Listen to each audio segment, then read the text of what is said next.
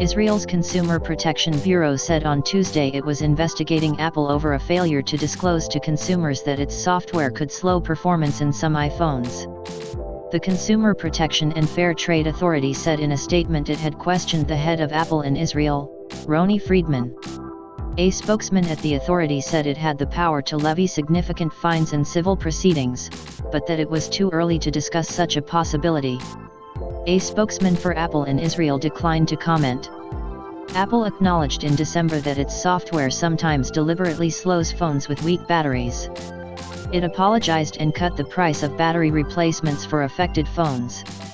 Critics say Apple has obfuscated the fact that a worn-out battery not only fails to hold a charge but also degrades the phone's performance, and that this lack of transparency has pushed people to buy a new phone rather than a new battery.